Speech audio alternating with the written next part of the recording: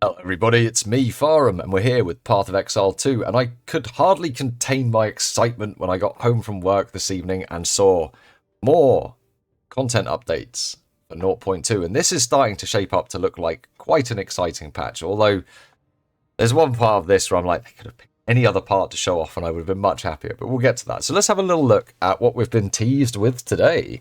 So, there's going to be new Ascendancy classes, we knew this anyway. I think we know that there's already going to be new full playable classes as well. But here's an illustration of something that might be coming, or in fact that is coming. Pretty cool illustration. I think if we pull up Path of Building here quickly, we can pretty swiftly play twinsies and say, I think this guy might be a mercenary ascendancy. Now, if I was to give this guy over here a little nice blue eye patch, I think they would definitely be twinsies. So this is going to be, I think without a doubt, mercenary tendency. We can see a couple of other interesting things in the background. So, I mean, countless wars have left you with skills somewhat resembling a decent officer. That says to me some sort of party support. Ascendancies are going to be either about supporting allies, which would lend itself to sort of a minion build as well. But there's going to be some sort of support to allies or a presence, something like that, that's going to be going on in that ascendancy tree, I would imagine. In the picture behind us, we've got a pretty brutal battle going on. There's one thing that definitely catches my eye as not being quite like the others. This ballista here. Now, for those of you not familiar with Path of Exile 1, ballista totems and ballistas are a thing in Path of Exile 1. You place them down, they become like a static tower and they shoot things. What would you expect from a ballista, right? It shoots stuff with an arrow, but it does it automatically. So having that sort of content coming would be pretty cool. I like the totem builds. I think there's a little bit there for totems already, so some fleshing out around that might see some very cool totem builds coming out. Maybe I'm reading too much into the artwork, but that ballista is really prominent, really almost as well detailed as the officer. So I think that that's probably going to be part of the update, and that's a little hint there. Moving down a bit further, we've got two new uniques that we've been teased with, so we'll have a little look at this thing spin around. Wow, look at it. It's amazing. You will see this on all of the runways this year.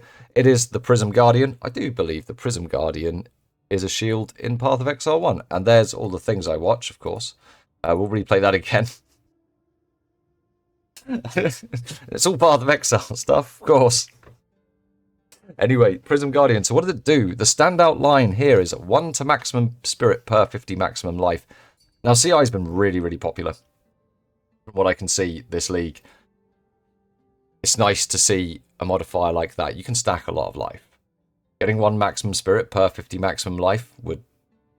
I could see this being a pretty powerful build for, hopefully, some sort of armor tank. Although the block's a bit low. But maybe armor starts to make a bit of a comeback. Maybe we get some fixes there. Maybe full life builds become more appealing. Hopefully. There's a lot of mix-up on that side of the tree with life and block nodes and armor nodes all being close together. So certainly could open some doors there. Looks interesting. I like the max spirit per 50 maximum life. There's not enough things that give spirit. Spirit is really expensive to get. More options there is definitely going to be better.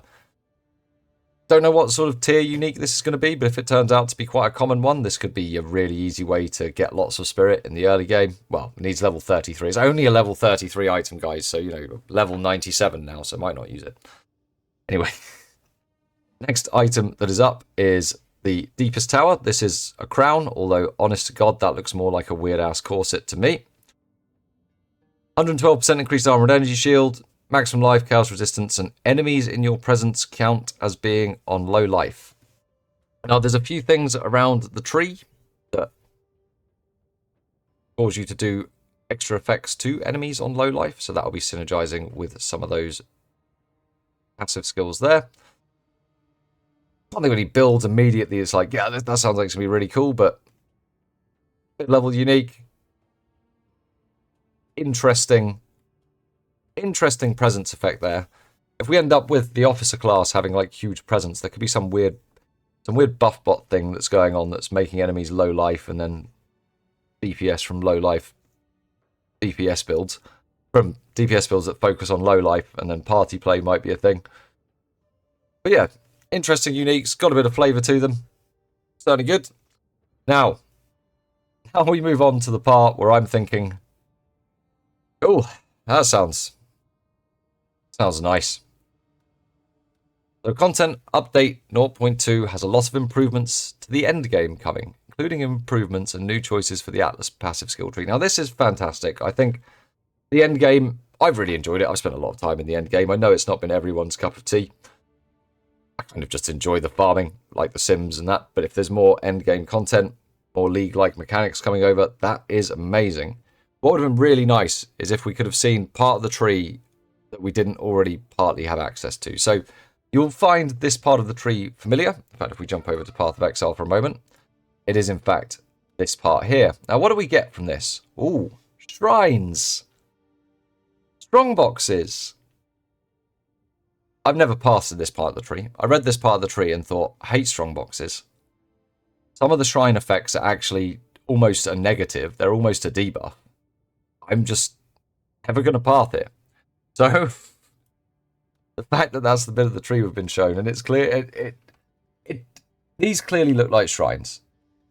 These clearly look like strong boxes. These look like they could be something else. But that's a lot of nodes to path through to find out what these two something else's are, of nodes that I would consider reasonably useless. But, however, one tiny corner of the tree. I imagine they've picked the corner of the tree that has been least used by anyone to put on here, so that it's a teaser. If they've changed this bit of the tree that no one's using, well, what have they probably done to the rest of the tree that we are using? We can see that there is... Oh, there's no other additional lines. Oh, actually. Are there any additional lines? I don't believe there are. I think other than that, it is exactly as it is. Okay, so it is just this part here that shown as added. However, more Atlas options are good. Stuff in this corner. There might be stuff in the other corners. Jump into Path of Exile for a moment. There's a lot of scope that could be added to this tree. There's a lot more league mechanics. I like the way they've done the tree. I think it's really good that you can specialize points into each league mechanic or each mechanic, each thing that can spawn on your waystone individually. I think that gives a lot of flavor and a lot of juice to the maps. It'd be nice to see this waystone area fleshed out, but if they're pushing out that far, so if we think that's another 1, 2, 3, 4, 5, 6, 7, 8, 9, there's probably 9 or 10 nodes to get there. I'd like to hope that we're going to get a few more of these points in the next tree, maybe going up to 40 or similar. Maybe some sort of flavour as to how we get the extra quests as well. If they're fleshing out this tree, I would like to think that they're starting to flesh out the way we get the points, because at the moment just going through all of the waystones was a bit dry. So an increase in points and a bit more flavour there would certainly be something that's cool. Anyway, that's it. That's the teaser. My own personal thoughts is this is going to be hitting probably around the 25th of March. I'd like to hope so anyway, based on everything that's said, how things are moving along. It really does look exciting. Hope you guys are excited too, and I hope you enjoyed my take on the patch notes. Catch you in the next video.